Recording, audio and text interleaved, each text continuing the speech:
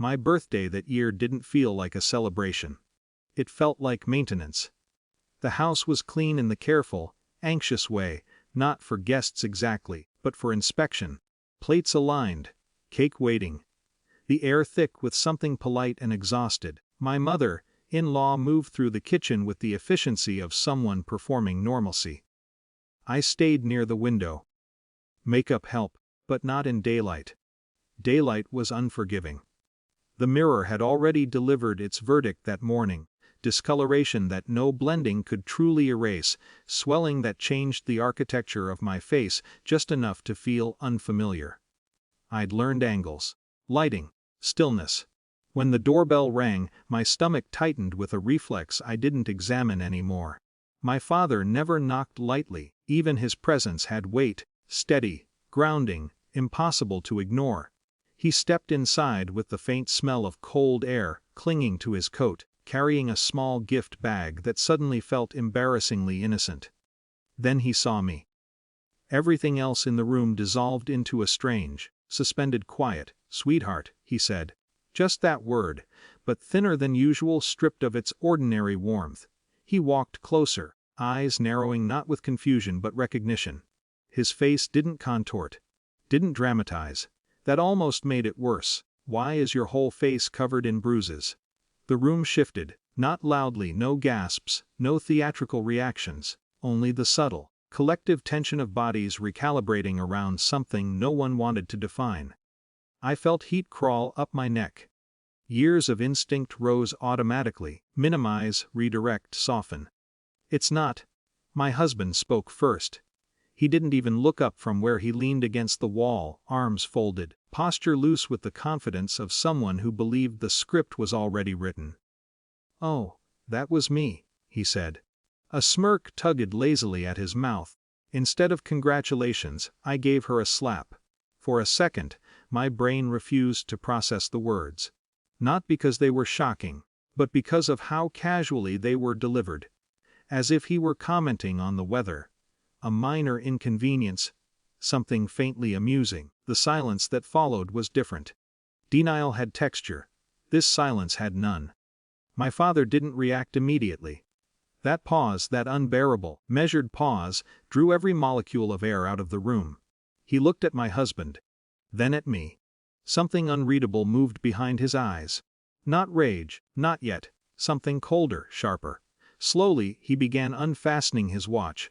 The gesture was so small it almost didn't register at first. A familiar movement, precise and deliberate. Metal sliding against skin. The quiet click of the clasp. But everyone in the room understood. Even my husband straightened slightly. "Dad," I whispered. Not a plea. Just disbelief escaping before I could stop it. My father placed the watch carefully on the hallway table, beside the gift bag. Then he turned to me. "Step outside." His voice wasn't raised, wasn't shaking. It carried the same tone he'd used my entire life when giving simple, unquestionable instructions. I hesitated. Every survival instinct screamed against movement. Against escalation. Against becoming the catalyst for something irreversible. But there was something in his posture, an immovable certainty I had never seen directed this way before. "Outside," he repeated. My legs moved before my thoughts did. The front door felt heavier than usual. The cold air outside hit my skin with a dull, grounding sting. I stood on the porch, heart pounding, not with fear exactly, but with a strange, nauseating disorientation. Through the living room window, the scene unfolded in fragments. No cinematic explosion, no dramatic choreography, just the sudden collapse of a balance that had always depended on silence. My mother-in-law reacted first. Her composure shattered not into dignity, but urgency. She scrambled forward with frantic, unsteady movements, hands outstretched, voice lost behind the glass but visibly pleading. Her body language wasn't moral outrage. It was panic. My husband's expression shifted too, confidence cracking into something uglier, more uncertain. He said something sharp, defensive. His jaw tightened. My father stepped forward. There was no mistaking the confrontation. No ambiguity, no room for reinterpretation or later revision. Authority had entered the room, and it did not negotiate. I couldn't hear the words, but I didn't need to. For years, violence had lived in private spaces, diluted by excuses, softened by explanations, buried beneath the exhausting labor of keeping peace. Now it stood under full daylight. Witnessed, named without being named. What followed wasn't spectacle. It was brief, chaotic, disturbingly real in its lack of drama.